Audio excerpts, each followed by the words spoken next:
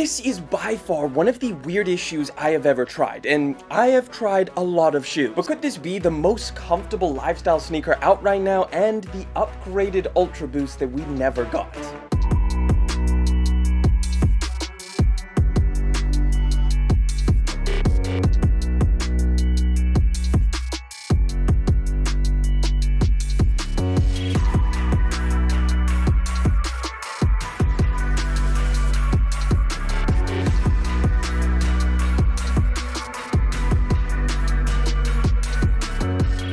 Alright, so unboxing experience is going to be like super simple because it's just a basic Adidas box, nothing crazy in here, just the pair of shoes, guys, so let's jump into it. This is the Adidas Adidas Aruku.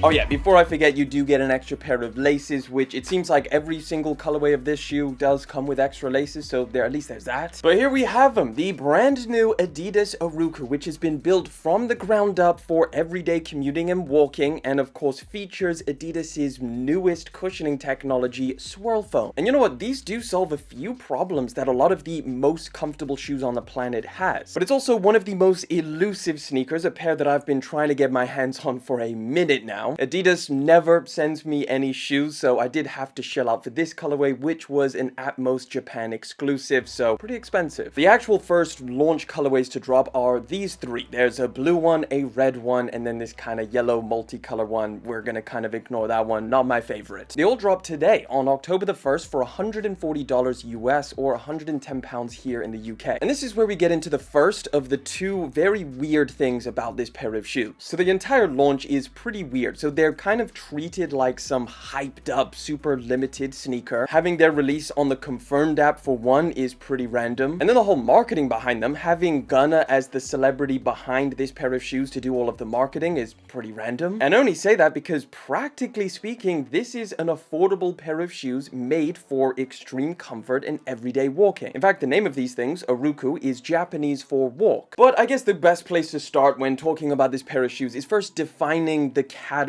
that we're going to try and place these in. So by just looking at these things, you may kind of think that they're some ultra performance running shoe because of just the ginormous stack of foam in the midsole. But it's not. It's one of those very rare instances where the brand is specifically designing a pair of shoes for comfort and walking. Even though the design inspiration for this pair of shoes is a retro Adidas running shoe, these are definitely not. And it kind of puts these in a really cool category that not very many brands actually cater to. One thing you'll definitely notice if you watch any of the top 10 most comfortable sneaker videos that are on YouTube, a lot of the at least top 5 are all like high performance running shoes. And that's just because of the simple nature of high performance running shoes. The super thick stack of squishy foam underneath is undeniably comfortable. But because those shoes are specifically made for running, there are some downsides if you try and just wear them as a casual everyday shoe. Some of them are way too soft, making them feel a little bit sluggish and annoying when you're walking around. Some of them are way too expensive, and then a lot of them just kind of don't look great because I guess the last thing considered when a brand is making a running shoe is the looks. So the Aruku really has an opportunity to fill, I think, a pretty decent gap in the market right now. So the first thing I noticed when I pulled these things out of the box is how insanely squishy this foam is. It's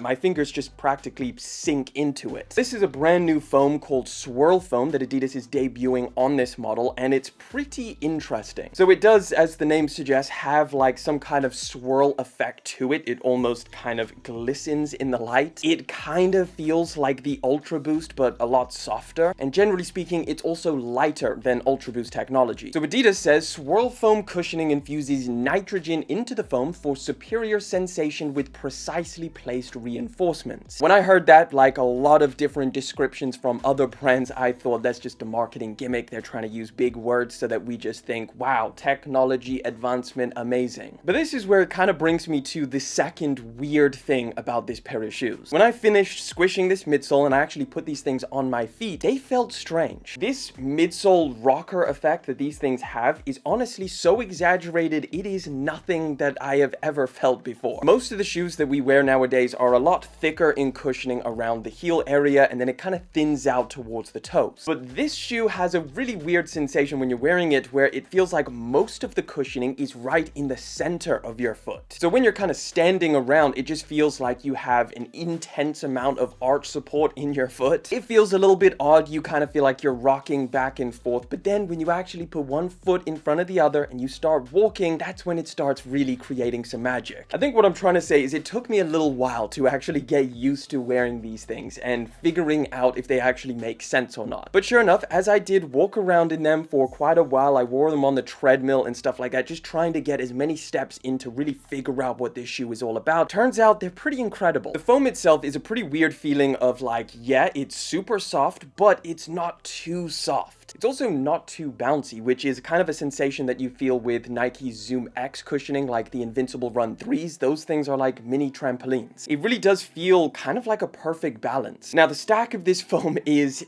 insanely massive. Adidas doesn't actually say the height of this stack on their website, but they did write it down on the midsole itself, just in case you ever wanted to find out. It's 49 millimeters tall. Now, to put that into perspective, most of the super shoes that you find for marathon running are all capped at about 40 millimeters stack height, and that's just because that's the legal limit of the most amount of cushioning they can put in. So 49 millimeters is pretty significant. Short kings rejoice. This one's for us. Jokes aside, I do think the rocker design with this stack height of foam does look pretty out there, but it makes a lot of sense in terms of comfort. These things feel very, very comfortable when you're walking around. Now, another thing I kind of thought when I saw the stack height was surely you're gonna snap your ankles up in these things, but it actually turns out, and I really tested this, I tried to roll my ankle when I was walking around, and it turns out they're really stable. So I really don't think it's going to be an issue unless you're really trying to roll your ankles in these. Now, aside from this midsole, of course, you also have another component to this pair of shoes, and that is the upper. Thankfully, it's super simple, so you've basically just got a base mesh material, which kind of feels a little bit more like a woven nylon. I wouldn't go that far, but it definitely is a little bit more substantial and durable when compared to just like a regular mesh upper. So that definitely adds a lot of breathability to these things. On top of the mesh material, you're also getting some kind of fused rubber overlays which sit on top. On this colorway, it's all in silver, and that adds a lot of structure to the pair of shoes and also some pretty good looks. On the red colorway, it makes this pair of shoes look like a Spider-Man collaboration. You also get a little bit of reinforcement around the toe box area. You've got a little bit of extended rubber just to make sure that your toes don't tear a hole through the end of them. Now, the ankle area does not have a lot of padding at all. It's very minimal. So is the tongue. It's pretty much just a flap of like, you know, a couple millimeters of added padding, but I don't think it necessarily takes away from the comfort. Potentially it could have been more comfortable if they added more padding, but I've got no complaints here. The tongue, however, is detached, meaning it can do this little weird thing where it flops to the side, which I really don't like the look of, but yeah, that's just kind of a personal preference. Now, on that tongue, you've got the Adi Zero naming for these things, which usually is reserved for Adidas's lightest shoes that they make in their entire range. Like comparing this pair of shoes to the Ultra Boost 21, it's